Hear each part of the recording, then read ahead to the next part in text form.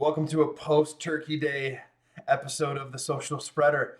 Hope you enjoyed the holiday. I hope and unfortunately, if you're anything like me, I hope you had a fun time um, talking to your racist uncle, your homophobic and transphobic aunt, and telling your xenophobic white supremacist grandpa to go fuck himself. Um, Happy holidays, everybody. um, Obviously, on a football Monday after an extremely large football weekend, I know that a lot of people look at Thanksgiving weekend as the football weekend of the year. So I'm going to start in the obvious spot, which is the NBA. As I said in a couple other episodes, which I'm sure the hundreds of millions of listeners I have are really chomping at the bit to hear this. I wait until after Thanksgiving to really do any heavy wagering or any heavy analytics when it comes to the NBA, the NHL, and college hoops. You need some time with so many games. You need time to really understand who teams are, what they're doing, where they're coming from, and where they're headed. And so that's what we're going to do today. But before we do that, I did want to start as I said, on an obvious football Monday. I want to start in the obvious place, which is to talk about Bob Costas, someone who I used to hold in pretty high regard. I'm kind of, sort of, still working out how I feel, but in terms of what he said over the weekend, I'm going to quote that. I'm going to go through everything that he had said, and I'm going to be quoting it because I want to make sure that we get this right because I've made no qualms about saying that LeBron James is the greatest player ever. He's also the greatest player still. Nothing has really changed with him, obviously, other than his uniform. And so I want to start real quick. And you can have your opinion about how LeBron James has handled himself from a social justice perspective, from a social media perspective, what he's doing in Los Angeles with his media company. That's fine. I'm not gonna tell you what to do there because not like you would listen anyway. Um, but for somebody in his what this is his 19th season, his 18th season, to average 26, 7, and 6. That's a career year for every other player ever. And that's just a ho hum season for him. The fact that he does not win MVP every year is a travesty. Look no further than what was that year? 2016, maybe 2018. It was the year that James Harden won it when LeBron had more points, more rebounds, and assists, and he played more games. He should win it every single year. And the fact that he does not, and there's NBA coaches that have said this, the fact that he does not win it every year is fucking horseshit. Just total. So I want to go over something, though, real quick in regard to what I said earlier. I used to hold Bob Costas in extremely high regard when it came to how he was as a sports commentator. He's extremely polished. He's very good at what he does.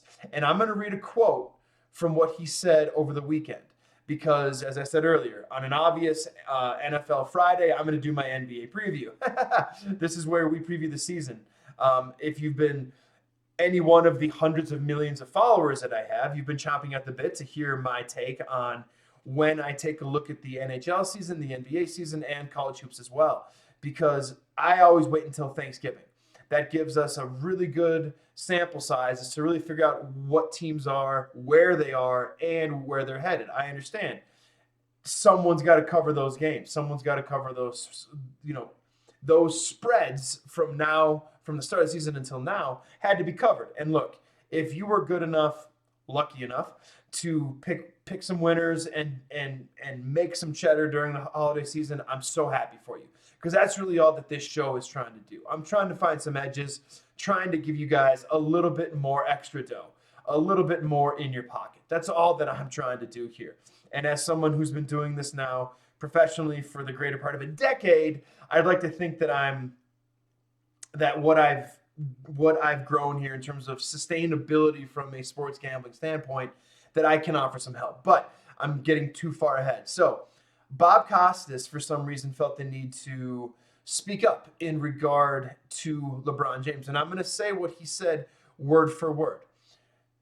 Bob Costas, quote, "He seems to fancy himself as Frederick Douglass in Nikes, and I don't think he's up to that. He often says things that are ill-considered and sweeping condemn." I'm gonna restart that. Okay, here we go, because I was not quoting him. This is the quote. Bob Costas.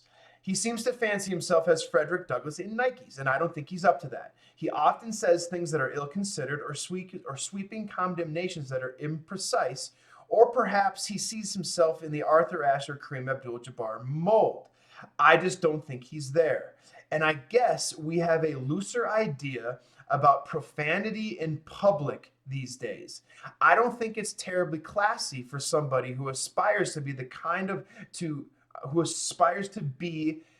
in the kind of regard he hopes to have from Americans, that he's constantly using profanity in his tweets and on the court. And he wants to be compared to MJ. MJ carried himself with class. He wasn't universally popular because he was hyper competitive, but he carried himself with class, and America respected that. LeBron has done many good things, but I don't think he's always carried himself in a dignified fashion." End quote. Now, I'm going to choose my words very wisely. I'm going to try not to offend anyone. But if you have a problem with LeBron James using profanity in his tweets or profanity on the court, you obviously haven't been paying attention to what America says to him when he's on Twitter or when he's on the court. And so I say this with all the disrespect. Shut your fucking mouth. What LeBron James has done, building a school, and that's just a start, okay? What I hear all the time is people saying the Decision Show was a self-indulgent type of look at me spectacle that was made for TV. Okay, what are sports? Sports are an entertainment industry. That's it. Period. And for you to say that a show, which the proceeds of the aforementioned The Decision, sent over 100,000 kids through college, and he's making a school, he's made a school, and everything that he's done for Northeast Ohio, and everything he's done for underprivileged people in this country. Excuse me, Bob Costas, where's the fucking school that you built? And who gives a shit if he swears? Did you hear the last orange fascist piece of shit president talk? Are you serious? I'm not even at the MJ part yet. But LeBron James does not compare himself to Arthur Ashe. LeBron James does not compare himself to Kareem Abdul-Jabbar. He doesn't compare himself to anybody, period. He is giving voice to the voiceless. He is doing what he thinks is right in the largest social justice movement we've ever seen since Martin Luther King. What's going on right now in this country is the largest social movement we've ever seen. And he's doing what he thinks is right. And I'm sorry, Michael Jordan and class in the same sentence? Again, shut the fuck up. He punched teammates. He cheated on his wife. And don't give me this horseshit about being hyper competitive. In his 10-part commercial for his own sneaker and clothing brand, it wasn't a documentary. And if you were a real quote unquote sports fan, you'd know the difference between voyeurism and journalism. And that was not a documentary. That was a 10-part commercial. And he decided to release it after LeBron beat the Warriors, the greatest team of all time, after coming back from 3-1 down in the finals. Michael Jordan is the antithesis of class. Just go ahead and listen to his Hall of Fame induction speech. You petty little bitch. Are you serious? You want LeBron James to stop swearing and that makes him less classy than Michael Jordan? Married his high school sweetheart. What, he's got 4 kids now, 5 kids now, never been caught with guns, never been caught with drugs, never cheated on his wife, never got caught in a scandal. To all of you LeBron haters, shut the fuck up. I mean that with all the disrespect. All the disrespect. And for someone like him to use the platform that he has to somehow undermine LeBron James and what he's trying to do right now, again, in the most important time socially in our country's history, you sound like another old white man, Bob. Close your mouth or rethink before you talk. And if you want to go after LeBron James for how he handled China, go ahead. Go right ahead.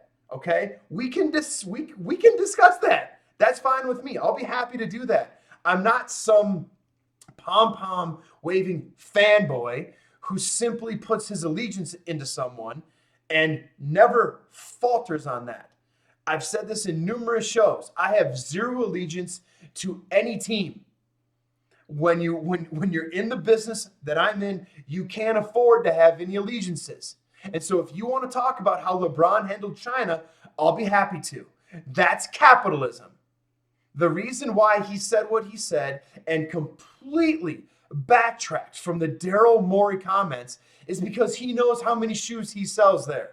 And if you really want to get into the weeds of how China is operating and how it has leverage over this country completely, utterly, and completely, I'll be glad to. But while you're sitting there on your iPhone trying to say something negative about China, take a look at where it was made. But again, we circle back. And this is something that I've always wanted to say because now we're on the topic of China. Peng Shuai. And we're going to keep this real simple because this show is meant for the NBA, for an NBA preview. We're going to go over where teams are at in terms of against the spread, yada, yada, yada. But Peng Shuai, for the last 18 months, we have had to tolerate predominantly old, fat, white people saying that by putting a mask on, you are taking away my freedom. That is a word that this country needs to stop saying. Freedom? You truly believe that protecting yourself and someone else is an infringement on your freedom when we just finally saw something after demands of proof of life for Peng Shuai, who came out against someone who used to be in the Chinese government. They don't allow Twitter. Their state-run internet demands for proof of life because she came out and said, this dude raped me. This dude sexually assaulted me. And no one heard from her.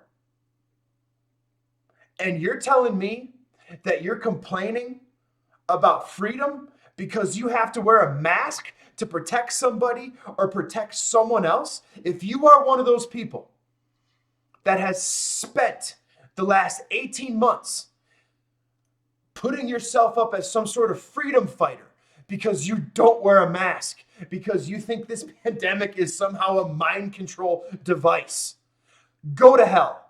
And while you're down there, say hi to Rush Limbaugh and save a seat for Kyle Rittenhouse. Because Peng Shuai, proof of life, that's a term I never knew that I would ever have to utter. Proof of life. Because she spoke out against the government. And you cowards are saying, let's go Brandon or something? Grow a pair and just say it. You cowards, you GQPs, you GOPs, who stand for nothing. You stand for nothing other than an orange fascist piece of shit who spent 130 grand of hush money because he fucked a porn star. And then you are the same people who are saying Kamala Harris should be ashamed of herself for spending $350 on cooking wear. No, you're not saying that because of anything other than the fact that you're racist.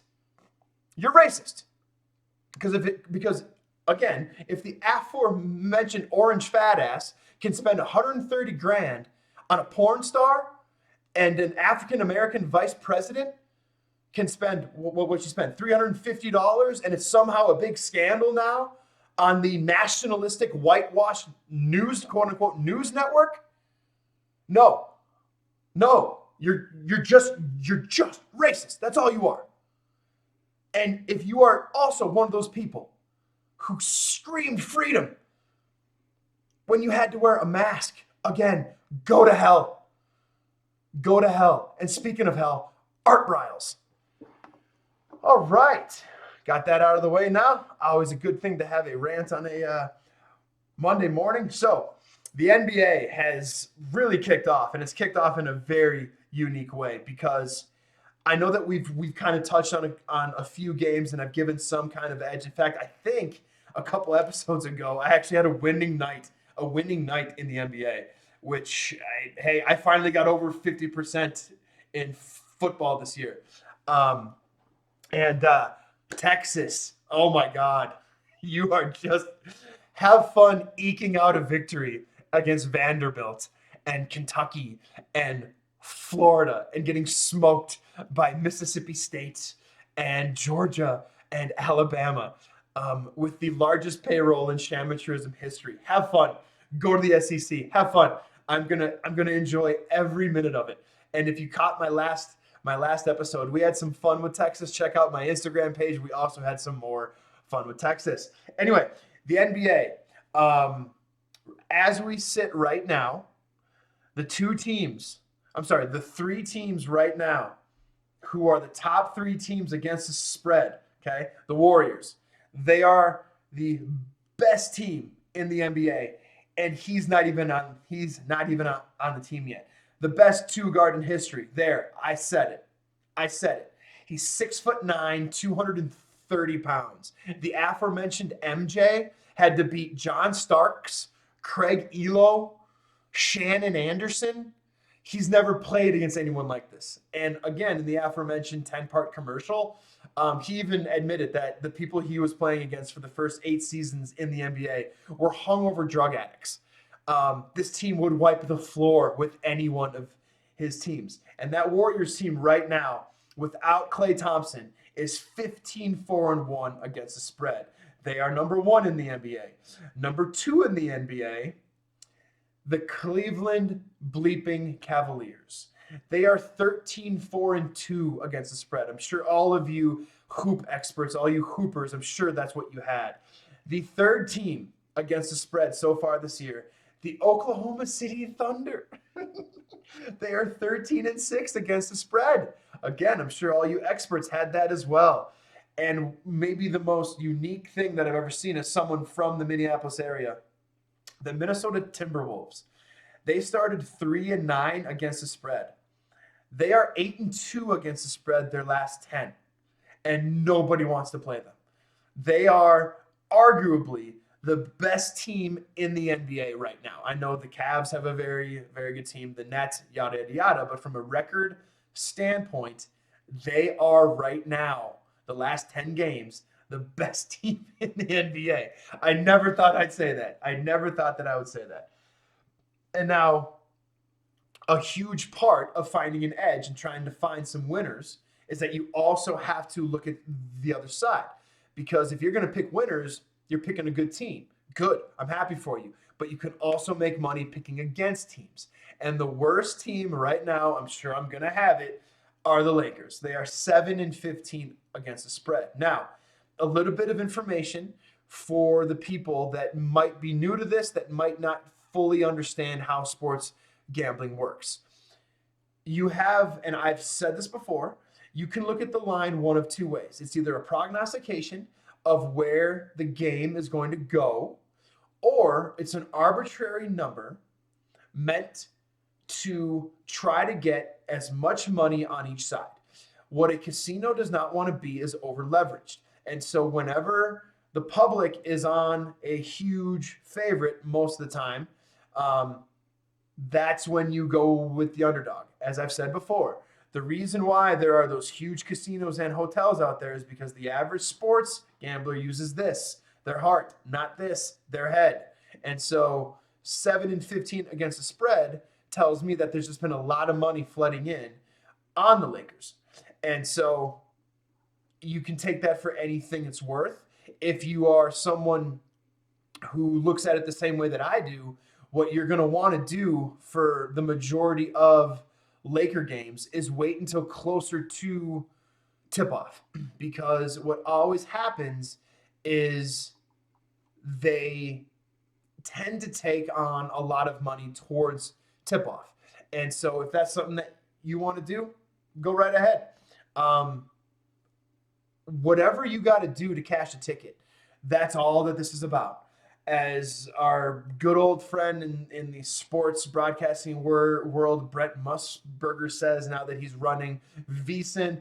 Also, VSiN, hit me up. Be glad to be some kind of a voice. Fly out to Vegas, have some fun with Mitch Moss, Paulie Howard, Gil Alexander. Would love to do all that. But cashing tickets is what it's all about. And I don't care whether or not you're trying to get somebody to cover or you're just betting against a shitty team. And in this case, the Lakers, $5. The Lakers are not covering two-thirds of the time. And so that's a pretty good indication, or that's a pretty good idea of where to have your money. So the one game, though, tonight, there's a couple games here tonight in the association that I would like to talk about. The first one is the Nuggets are visiting Miami. Now, if anyone's a big fan, you understand what happened the last time these two teams played. And, of course, Jokic is officially questionable. ESPN has him as out, which is kind of sad. And the Nuggets are on a skid. They've lost 6 in a row. And Miami is probably looking for blood. They're not too happy with what happened the last time. Right now, Miami looks pretty healthy. But the last 3 times these two teams have played, the Nuggets have owned them. They've won 3, they've covered 3. And so because the Nuggets are 0-6 against the spread in their last 6, I do think this is a good time to go Miami. Also, Miami 6-1 against the spread at home, and the Nuggets are 2-6 against the spread on the road. I think Miami is a good play here. They're favored at 7, and not too much of public money is on Miami. So that's where I would go with this one, simply because Jokic isn't playing, and when the MVP is out, that's a huge loss. Here we go. This one's interesting. As I said, the number 3 team right now against the spread in the association is the Oklahoma City Thunder, and they're at the Houston Rockets. Houston is league worst 3-16. I believe they're in last place in every metric that you could see. Now, here's what's really interesting with Oklahoma City. They're not winning. Their last 10 games, straight up, they're 3-7, but they're 8-2 against the spread. And they're 4-0 against the spread at home. I'm sorry, 4-0 against the spread on the road, while the Rockets are 2-3 against the spread at home. Oklahoma City is also 6-0 against the spread in their last 6, and I'm pretty sure you can get them as an underdog. This is one of those head scratchers for me. I don't understand why Oklahoma City is an underdog, but if you're going to give me points and a team that's covered 13 out of 19, I'll be happy to do it. So I'm going to take Oklahoma City to cover. Oklahoma City and the points on the road. You can also right now the money line's right around plus 120. I'd sprinkle a little lunch money on there too, just because I think Houston's trash, and anytime I get to verbally assault the state of Texas, regardless of their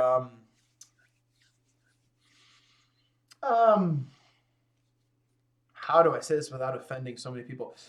With their leanings. How's that?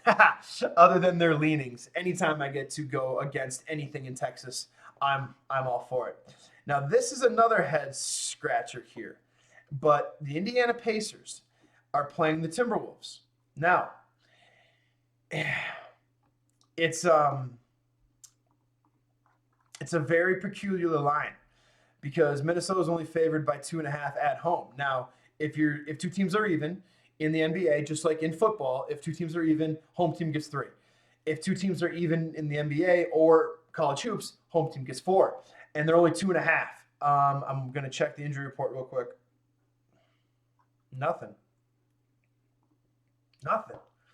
Minnesota just beat Philly in a classic game. They are coming home. Look, this is one of those times, and I would say that someone knows something that I don't. But all I know in the last 10, the Wolves are 5-0 against the spread at home, and so I'm laying with the puppies. I don't see why I wouldn't. They're a hot team, and sometimes you just gotta ride the hot hand. Okay, Cleveland again. They are 14-5-1 against the spread. They're on the road tonight against the Mavericks. Colin Sexton is a very good player for them, and he's out for the year. Unfortunately, it's very sad. I loved watching him play. Anyway, Cleveland over their last 10 is 4-6, but they're 7-2-1 against the spread. The Mavericks are 6-4. They're 5-5 straight up, 6-4 against the spread. They're 5-2 in their last 7 though. This one's a tough one. Because the Mavericks are favored by 7, and that's a weird line to me. The Mavs have won the last 3, and they've won by an average of 30 points, and obviously they've covered in those as well. The money line is pretty heavy for the Mavericks too, but man, with a team that's 14-5-1 against the spread, and Colin Sexton's been out for a while, to think that I'm giving that I can get 7 points is really just odd to me. Now, granted, the majority of the Cavs wins against the spread were at home. They're 1-0-1 away. I might just put some lunch money on the Cavs, just because again they're very good against the spread. They've kept pretty much every game close, and I'm getting 7 points. The other team too that's been a very interesting to watch are the Washington Wizards. They're 13-7 overall. They're 11-9 against the spread. But most of them, okay. So their last 10 games, they're 6-4 straight up. They're 4-6 against spread. So they're kind of reverting back down to the mean as well. But I think on this game against the San Antonio Spurs, I think I'm going to hit up the under. No, I'm not. So the Spurs are 4-1 to the over. They're at home during their last 10. Tough game. I'm gonna pass. I'm gonna pass on that one. So, you know what? I'm just gonna go with 3 of them. It's not really. Actually, you know what? Let's take a look at New Orleans against the Clippers real quick, because I do know that the Clippers lately, they've been pretty hot. I want to make sure that I'm not talking out of my ass here. So they're 10-5 straight up in their last 15, but they're 1-5. They're not covering. So their last 10, they're 5-5. Never mind. Those are the ones that I'm going to go to tonight. We've got 1, 2, 3, 4, 5. We got 5 games on the schedule tomorrow, and I think we have Western Conference Finals come early tomorrow when the Warriors visit the Phoenix Suns, and as of right now, Golden State's a 2-point underdog. I know Phoenix has been absolutely untouchable. I want to say that they've won. I know, so they're 10-0 in their last 10, but they only cover half of the time. Man, Phoenix is 1, 2, 3, 4, 5, 6, 7, 8, 9. Wow, Phoenix is really, they're beating everyone.